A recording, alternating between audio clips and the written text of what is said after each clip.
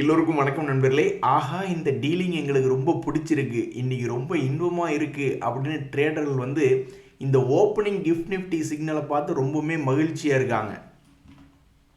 கிட்டத்தட்ட நேற்றத்தை க்ளோசிங் ப்ரைஸை விடவும் நம்மளுடைய நிஃப்டி ஒரு 150 பாயிண்ட் பக்கம் ப்ளஸில் ஓப்பன் ஆகுமா அப்படின்றது இப்போ பல ட்ரேடர்களுடைய எதிர்பார்ப்பாக இருக்குது. ஏன்னா கிஃப்ட் நிஃப்டி அந்தளவுக்கு நம்மளுக்கு நல்லபடியாக தான் இப்போதைக்கு ஓப்பனிங் சிக்னல்லாம் வழி காமிச்சிக்கிட்டு இருக்குது. குளோபல் மார்க்கெட்ஸை மட்டும் பார்க்காதீங்க உங்களுக்கு ஸ்டொமக் ஃபயராக வரும் அப்படின்ற மாதிரி குளோபல் மார்க்கெட்ஸ் எதுவுமே நம்மளுக்கு இன்றைக்கி மார்க்கெட்டில் தொந்தரவு பண்ணல. குறிப்பாக நீங்கள் பார்த்தீங்கன்னா ஜப்பானில் 3.5% ஏறி இருக்கானுங்க. என்னங்க அது, அவன் ஒரு வளர்ந்த நாடு, அவன் 3.5% ஏறி இருக்கான். சரி, இந்த காஸ்பி இண்டெக்ஸ் பார்த்தா வழக்கம் போல் அவன் நம்மளுடைய ஸ்டொமக் ஃபயருக்கு ஒரு காரணமாகவே இருந்துக்கிட்டு இருக்கு. அது இன்னைக்கு 6% அந்த இண்டெக்ஸ் இருக்குது. நம்ம வாழ்நாளில் கடைசியாக நம்ம எப்போங்க 6%, 8% இண்டெக்ஸ் ஏறி பார்த்துருக்கோம். நிஃப்டி ஒரே நாளில் 1000 பாயிண்ட் 1500 பாயிண்ட்னு என்றைக்காவது நம்ம ஏறி பார்த்துருக்கோமா? உங்களுக்கும் மறந்து போயிருக்கும், எனக்கும் மறந்து போயிருக்கும். எப்படா கடைசி எப்படி 1200 பாயிண்ட் ஒரே நாளில், சென்செக்ஸ் வேணால் ஒரே நாளில் 1000 பாயிண்ட் ஏறினது இருக்குது நியூஸில். ஆனால் அதெல்லாம் பர்சன்டேஜ் ரொம்ப கம்மி. நம்மளுக்கு நிஃப்டி ஒரே நாளில் 1000 பாயிண்ட் 1500 பாயிண்ட் இதே மாதிரி ஏற்றி காமிக்கணும். எனிவே நம்மளுக்கு ஏதோ ஒரு 150 பாயிண்ட் மார்னிங்கில் கொடுக்குறாங்களாம், அதை எடுத்துக்கிட்டு போக வேண்டியதான் அப்படின்ற ஒரு சூழ்நிலை. நண்பர்களே, இந்த சமயத்தில் இன்றைக்கி மிக முக்கியமான செய்தி என்னென்னா, இந்த NVIDIA ரிசல்ட்ஸ் மார்க்கெட்டை பயங்கரமாக ஏதாவது செஞ்சிடுமோ அப்படின்னு எல்லாருமே பயந்துக்கிட்டு இருந்தான். அது மார்க்கெட்டை பெருசாக காப்பாற்றவும் இல்லை, மார்க்கெட்டை பெருசாக அழித்து விட மாதிரியான ஒரு எந்த செயலும் இல்லை. அதாவது அவங்களுடைய ரிசல்ட் சீசனுடைய இம்பேக்ட் பார்த்தோம்னா சரி ஒரு ஃப்ளாட்டாக இருக்குது அப்படின்ற மாதிரி இருக்குது. அவன் சூப்பரான பர்ஃபார்மன்ஸ் எல்லாம் கொடுத்துருக்கான். பட் இருந்தாலும் மார்க்கெட் அதை செலிப்ரேட்டும் பண்ணல. அதே மாதிரி நம்மளால் எப்படி எத்தனையோ ஷேர்களை 10% 20% இறக்கி விட்டாங்க ரிசல்ட் சரியில்லை அப்படின்ட்டு, அந்த மாதிரி கீழே இறக்கியும் விடல. அதனால் நம்மளுடைய மார்க்கெட் இன்றைக்கி தப்பிச்சிருச்சு. அதுவும் இல்லாமல் ஜப்பான் ஒரு சூப்பரான பர்ஃபார்மன்ஸ் அவங்களுடைய கண்ட்ரி பர்ஃபார்மன்ஸ் காமிச்சிருக்காங்க எக்கனாமிக்கலாக. அதனால் அதுவும் பறந்துருச்சு. ஏஷியன் மார்க்கெட்ஸும் பல்வேறு பங்குகள், இந்த பல்வேறு நாடுகள் இந்த NVIDIA ரிசல்ட்ஸை வச்சுட்டு பறந்துட்டான். இன்னும் ஒரு நல்ல செய்தி நம்மளுக்காக ஏதோ ஒன்று காத்துக்கிட்டு இருக்கு. அது எப்போ வரும்னு தான் தெரில. இந்த ஈரான் வார் எப்போ முடியும் அப்படின்றதான் அந்த நல்ல செய்தி.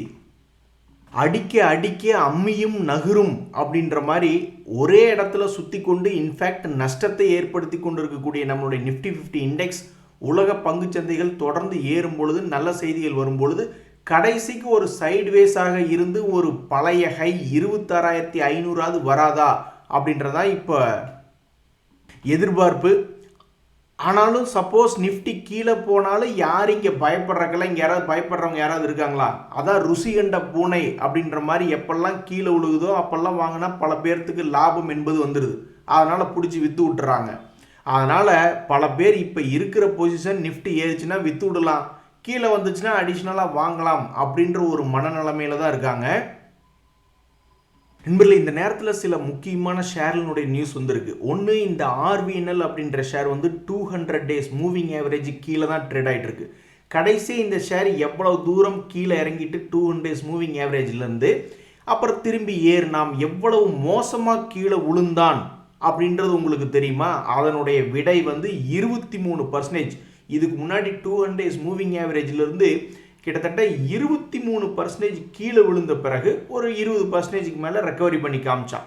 இப்போ இந்த ஷேர் எவ்வளோ பர்சன்டேஜ் 200 டேஸ் மூவிங் ஆவரேஜிலிருந்து வீக் ஆகிருக்கு அப்படின்னு பார்த்தீங்கன்னா ஒரு 17% என்பது வீக் ஆகிருக்கு. இனி பல ஸ்மார்ட் மணி கான்செப்டுக்காரங்க இந்த ரேஞ்சில் எங்காவது இதனுடைய ஃபால் நிற்குமா அப்படின்னு பார்த்துக்கிட்டு இருப்பாங்க. அல்லது பழைய ரேட்டே போய் உழுகிற மாதிரி இருந்தால் கிட்டத்தட்ட 21% பக்கம் உழுகணுமே. ஸோ எந்த இடத்துல இந்த ஸ்டாக்கினுடைய விலை ஏகப்பட்ட ஷேர்கள் கீழே விழுகிறதும் ஏறுறதும் கீழே விழுகிறதும் ஏறுறதும் வேலையை தான் பண்ணிக்கிட்டு இருக்காங்க. இந்த RVNL ஷேர் ரயில்வே துறையில் பெரிய ஆள் 270 ரூபாய்க்கு ட்ரேட் ஆகிட்டு இருக்கு. இவங்க எதுவும் நஷ்டம் பண்ணக்கூடிய ஷேர் கிடையாது.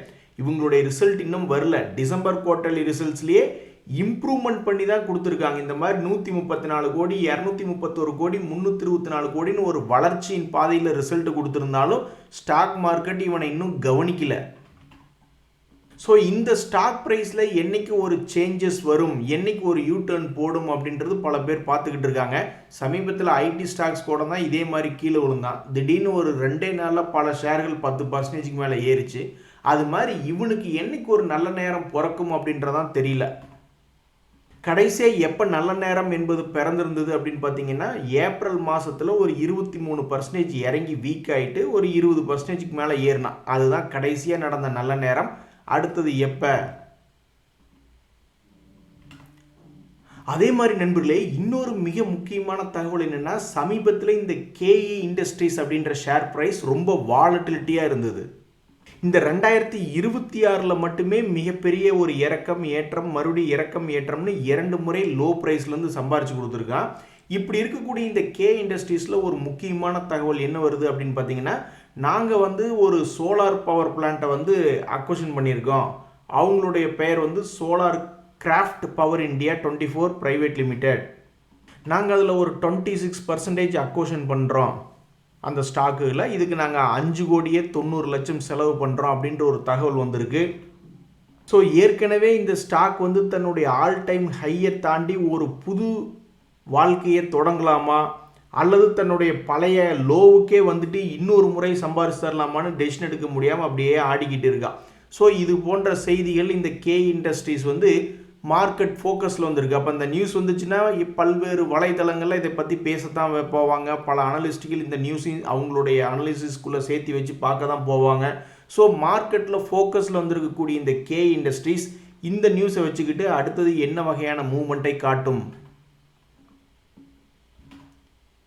இன்னொரு சூப்பரான செய்தி, எந்த ஒரு ஸ்டாக்குமே டிவிடெண்ட் கொடுக்கணும் நண்பர்களே. டிவிடெண்ட் கொடுத்தா தான் எந்த ஒரு மோசமான சூழ்நிலையிலிருந்தும் ஏதாவது திரும்பி வருவானா அப்படின்ற நம்பிக்கை நம்மளுக்கு வரும். இப்போ பாருங்களேன், சாம்வர்தனா மதர்சன் அப்படின்றவங்க ரெக்கார்ட் டேட் அனுப்பிச்சிருக்காங்க. எதுக்கு? டிவிடெண்ட் கொடுக்குறோம் அப்படின்ட்டு.